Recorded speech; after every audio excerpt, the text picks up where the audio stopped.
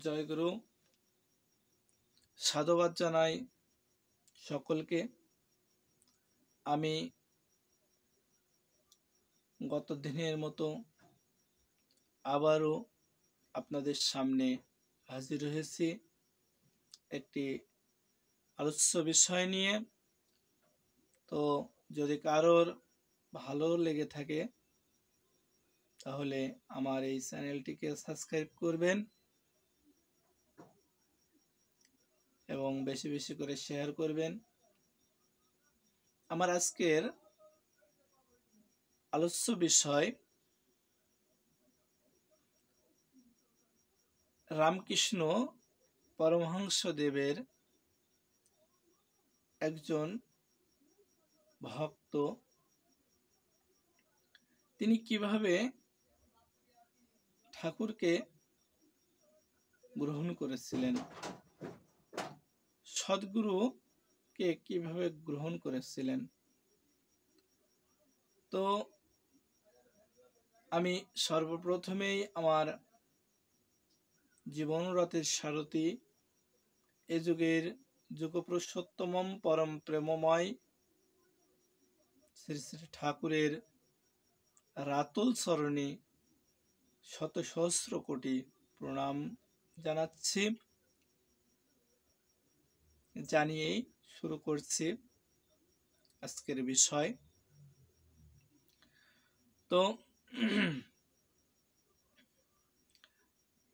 যে ভক্ত ঠাকুরকে গ্রহণ করেছিলেন তার নাম প্রফুল্ল কুমার দাস।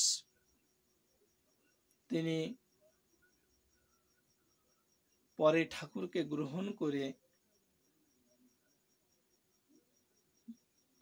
গ্রহণ করার পরে তিনি একজন অনুলেখক, অর্থাৎ ঠাকুরের যে বাণী, মুখনিসৃত বাণী বের হতো, সেই বাণীর অনুলেখক প্রফুল্ল কুমার দাস।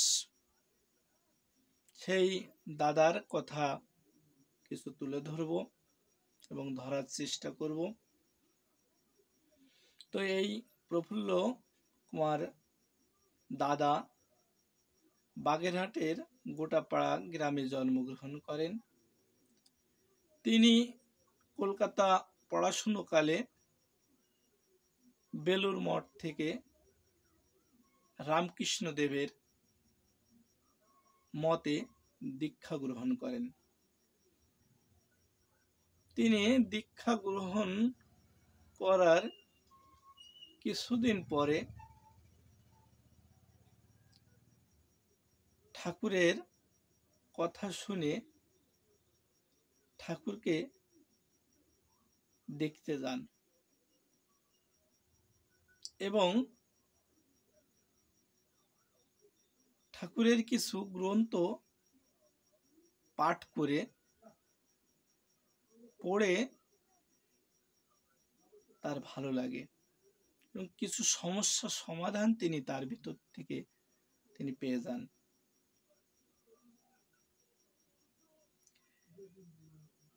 এই যে তার যে জানার অভিমত যে ঠাকুর অনুকূল চন্দ্র কে, তিনি এই সমাধান পাওয়ার পরে ঠাকুরকে দেখতে যান এবং ঠাকুরকে দেখতে যাওয়ার পরে ঠাকুরের যে দিব্য তনু, দিব্য যে জ্যোতি তাকে আকৃষ্ট করে তোলে। এই আকৃষ্ট করে তোলায় সে ঠাকুরকে আর ভুলতে পারেনি। ঠাকুরের যে চাহনি, ঠাকুর বলছে, চাহনি তোমার মিষ্টি করো কথা, চলন তোমার মিষ্টি করে ঘোষাও সবার ব্যথা। ঠাকুরের যে চাহনি, সে চাহনি তাকে আকৃষ্ট করে তোলে।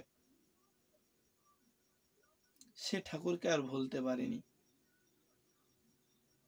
যখনই রামকৃষ্ণের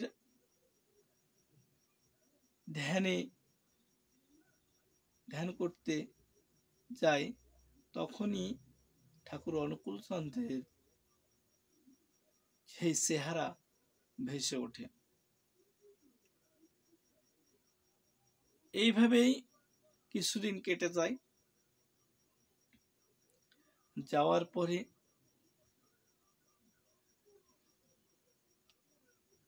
ঠাকুরের কাছে আবার আসে।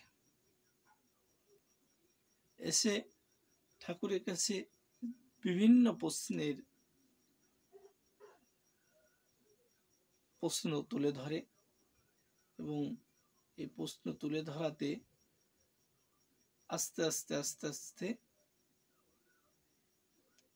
আরো বেশি আকৃষ্ট হয়ে যায়। এভাবেই কিছুদিন চলতে থাকে। তো একদিন ঠাকুরের কাছে বলছে, ঠাকুর, আমাকে তো রামকৃষ্ণ দেবের খুব ভালো লাগে, তাহলে তিনি কি কোথাও আবার এসেছেন? ঠাকুর খুব সুন্দর ভাষায় উত্তর দিলেন, খোঁজ খোঁজ, খুঁজতে খুঁজতে মিলে যাবেনি।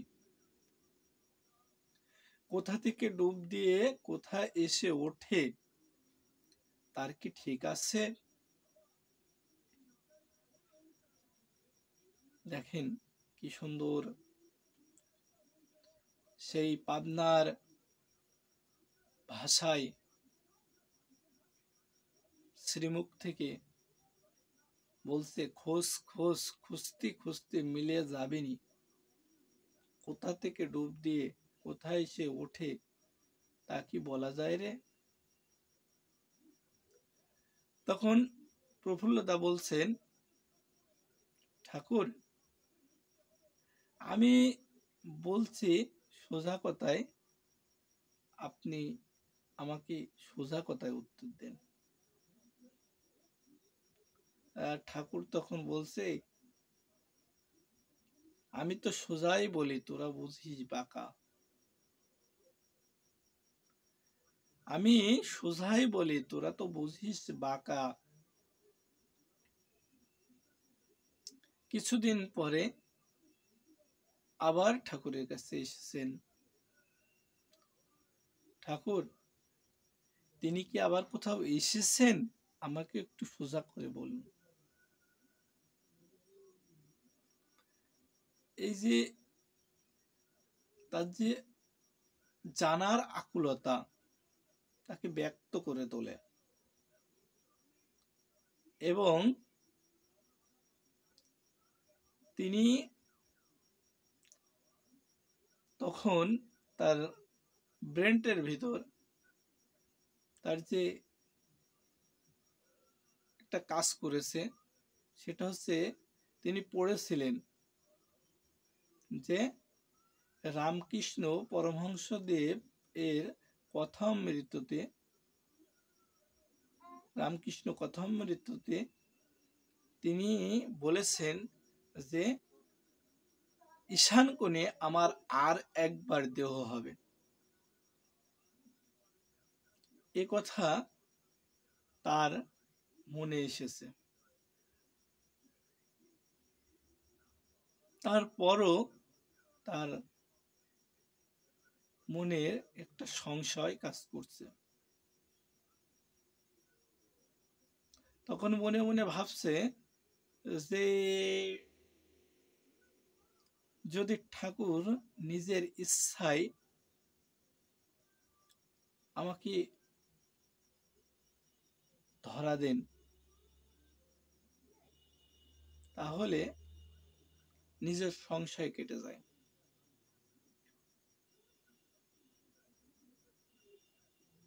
তো মনে মনে ভাবতে ভাবতে তখন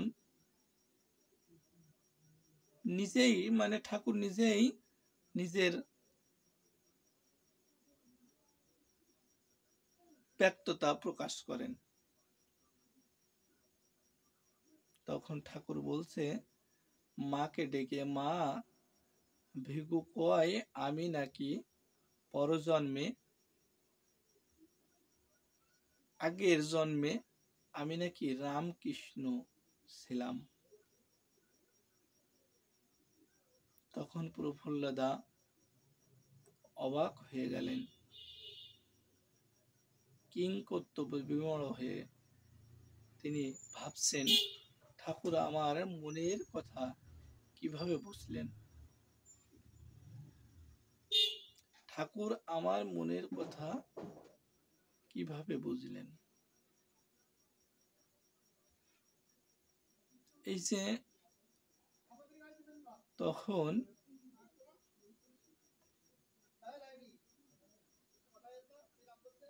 এই কথা শুনে তার মনে সংশয় হলো যে ঠাকুর আমার মনের কথা কিভাবে বুঝলেন।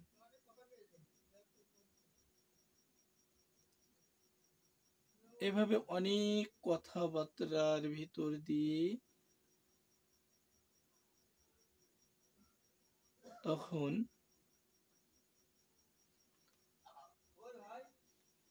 বিভিন্ন প্রশ্নের ভিতর দিয়ে আরো কথাবার্তা হলো। তারপরে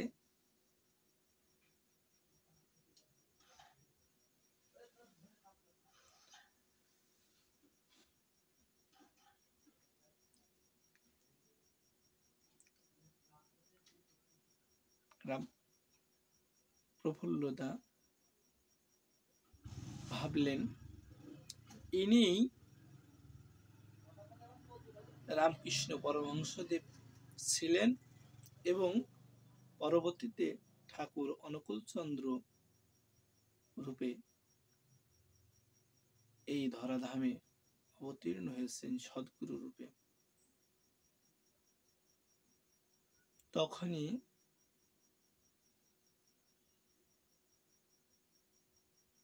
তিনি ঠাকুর অনুকূলচন্দ্রের পাদ পদ্মে আত্মসমর্পণ করে তাকে গ্রহণ করলেন, সদ্গুরু গ্রহণ করলেন।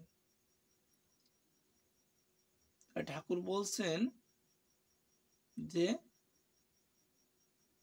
গুরু, গুরুকে, গুরু যিনি, গু শব্দের অর্থ অন্ধকার আর রু শব্দের অর্থ আলো, যিনি অন্ধকার থেকে আলোর পথে নিয়ে যায় তিনি হচ্ছেন সদ্গুরু। কবির ভাষায় বলতে হয়, নতুনের বেশে চিরপুরাতন এলো রে আবার ফিরে, নতুন চেতনা দানিতে বিশ্বে পুরাতন স্মৃতিরে ঘিরে।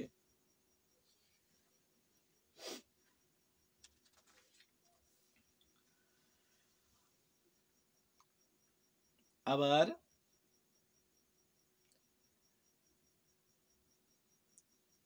শ্রী শ্রী ঠাকুরকে ইঙ্গিত করে বিশ্বকবির কণ্ঠে উচ্চারিত হলো, ওই মহামানবাসে দিকে দিকে রোমাঞ্চ লাগে, শিশির শিউলি তলার পাশে পাশে ঝরা ফুলের রাশে রাশে, শিশির ভেজা ঘাসে ঘাসে অরুণ রাঙা চরণ ফেলে আমায় নয়ন ভোলানো এলে।